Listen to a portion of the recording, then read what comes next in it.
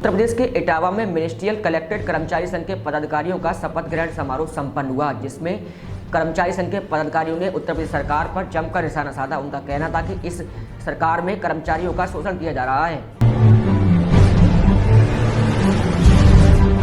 उत्तर प्रदेश के ministerial collectorate कर्मचारी संघ के पदाधिकारियों का शपथ ग्रहण समारोह संपन्न हुआ। इटावा के कलेक्ट्रेट कर्मचारी पदाधिकारियों को राज्य संयुक्त कर्मचारी परिषद के प्रदेश अध्यक्ष किशोर तिवारी ने शपथ दिलाई। इस समारोह में शिरकत करने आए कर्मचारी नेताओं ने सूबे की योगी सरकार को जमकर खिंचाई की। कर्मचारी नेताओं का कहना था कि सूबे की सरकार लगातार कर्मचारियों का शोषण करने में लगी हुई है। कर्मचारी नेताओं ने साफ साफ कहा कि अगर सूबे की योगी सरकार ने कर्मचारियों का शोषण बंद नहीं किया तो समय आने पर प्रदेश का कर्मचारी सरकार को सबक सिखाने का काम करेगा। आज इटावा के कलेक्ट्रेट कर्मचारियों का अधिवेशन था और उसमें उनको शपथ दिलाई गई है। ये एक औपचारिकता थी जो यहाँ की गई है। हम लोग सभी लोग आए हैं, प्रदेश अध्यक्ष भी आए हैं। हम लोगों ने तमाम सारी लड़ाइयाँ सरकारों से लड़ी हैं। ये सरकार भी तमाम सारी चीज़ें हमारे खिलाफ, कर्मचारियों के खिलाफ कर रही है। उस पर हम लोग मंथन कर रहे हैं और एक बड़ा मंच हम लोगों ने बनाया है, जिसमें सभी कर्मचारी, शिक्षक सभी लोग शामिल हैं। तमाम सारे भत्ते आपने देखे हमारे काटे गए हैं। आपने देखा हमारा जो महंगाई भत्ता होता है उसको काट दिया गया, जबकि महंगाई के हिसाब से मिलती है। महंगाई भत्ता महंगाई के हिसाब से मिलता है, जो आज का नहीं है, तय अंग्रेजों के ज़माने से तय किया गया कैसे कैसे मिलेगा, क्या मिलेगा। इस सरकार ने उसमें नुकसान कर दिया और ये कहते हैं कि साहब महंगाई नहीं बढ़ रही। आप समझ रहे हैं महंगाई कितनी बढ़ रही है। अगर महंगाई रोक देंगे तो हमें भत्ता नहीं चाहिए, लेकिन महंगाई तो रोकिए। आज हालत हो गई है कि पेट्रोल और डीजल रोज बढ़ रहा है, तो आखिर सब चीज़ महंगी होगी। तो ये तमाम सारी चीज़ें हैं। कैशलेस राज हमारा है, पुरानी पेंशन व्यवस्था हमारी है, जिसको बार बार कहने के बाद भी, तय हो जाने के बाद भी सरकारें नहीं कर रही हैं। और मैं बराबर आरोप लगाता हूँ कि सरकार नहीं, ये विधायक नहीं चला रहा। सरकार यहाँ का ब्यूरोक्रेट चला रहा उत्तर प्रदेश का, और वो कहता है कि मैं पहले भी चला रहा था सरकार, अभी भी चला रहा हूँ, आगे भी चलाऊंगा। इसलिए हमारी बात सुनने को तैयार नहीं है और इसका दुष्परिणाम सरकार को भी झेलना पड़ेगा।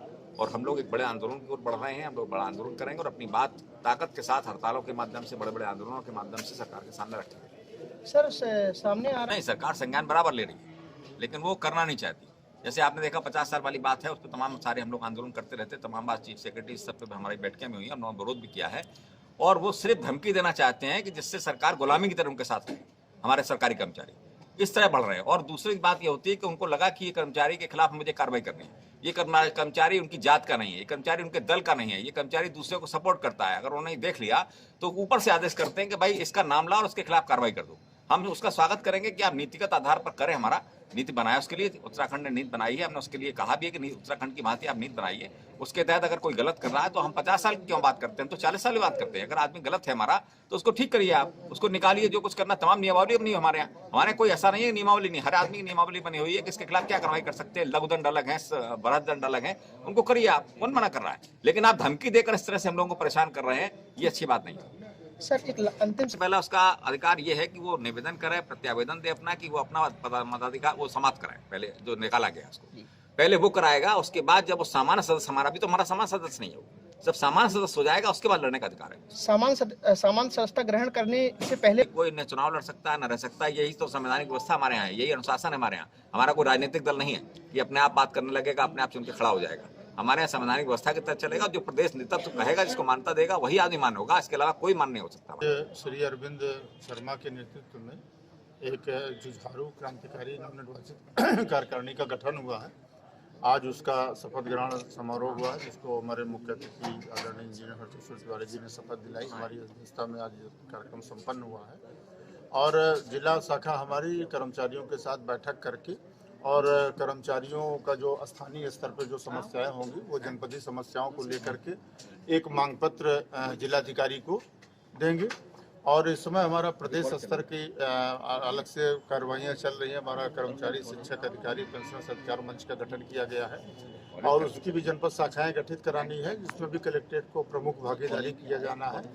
तो ऐसे समय में हमको अपने संगठन को बहुत चुस्त और दुरुस्त बनाना है। जो संगठन से संघर्षशील लोग हैं, उन्हें इस संगठन में लेकर के आगे चलना है। सरकार की नीतियां जो है वो एकदम कर्मचारियों का विपरीत चल रही हैं और कर्मचारी भी उचित अवसर की तलाश में है कि हम भी सड़कों पर उतर करके और ऐसा आंदोलन देंगे कि जिसकी सरकार परिकल्पना नहीं कर सकती, अपनी नए तरीके के खट के आंदोलन किया जाएगा। सर आपके यहाँ कराया गया था, तो क्या वो नियम संगत है, न्याय संगत है? नहीं, वो एकदम बिना न्याय संगत है। संघ के संविधान में ऐसी कोई व्यवस्था नहीं है। उसको हमारे संघ द्वारा पहले ही उसको निरस्त करके उसकी सूचना श्यामराज गुप्ता को और यहाँ के कार्यकारिणी के लोगों को, जिलाधिकारी को पहले ही भेजा जा चुका है लिखित रूप में। इसलिए आज उस पर कोई बात करने का कोई औचित्य नहीं है। वो प्रकरण पटाक्षेप हो चुका है उस वक्त। लेकिन सर सूत्रों के अनुसार बताते हैं कि श्यामराज गुप्ता द्वारा आपको डकैत, आतंकवादी, चोर कहा जाता है, ये कहाँ तक बात सच है? अब ये तो जिसकी जैसी सोच है वो ऐसा बोलता है। भारत देश है, लोकतांत्रिक देश है, किसके बारे में कौन क्या कहता है। हम लोग संगठन के लोग हैं, संगठन में पद धारित करते हैं, कर्मचारियों के लिए संघर्ष करते हैं, लड़ते हैं, तो किसी की बातों का हम लोग कोई नहीं, कोई क्या कहता है, कोई भला करता है। ये कर्मचारी संघर्ष का जीवन है, इसमें सब कुछ मायने नहीं रखता। सर आपके यहाँ इटावा जनपद में एक महिला खानापूर्ति के आधार पर उसको रोक दिया गया, दबा दिया गया है मामले को, उसके लिए आप आज जिलाधिकारी महोदया से भी मिली थी, उस पर क्या कार्रवाई का आश्वासन दिया? नहीं, आज चूँकि आज अभी यहाँ इस बात को संज्ञानित किया गया है कि श्री कुमारी मीनाक्षी जी के साथ जो ये सब हुआ है, हमारी जिले की बॉडी है, पहले जिले की बॉडी देखेगी। हमारी संवैधानिक परंपराएं हैं कि जिले की बॉडी पहले उसके लिए संघर्ष करती है। जब जिले की बॉडी संघर्ष करने के बाद जब पर्टिकुलर किसी व्यक्ति की सीधे हम लोग बचते हैं थोड़ा सा लड़ाई लड़ने में, क्योंकि दोनों ही पक्ष हमारा होता है, कर्मचारी दोनों पक्ष के मारे, तो हमारी जिला बॉडी जो निर्णय लेगी, जो आंदोलन करेगी या जो भी स्टेप लेगी, उस पर हमारा प्रांतीय संघ का समर्थन रहेगा।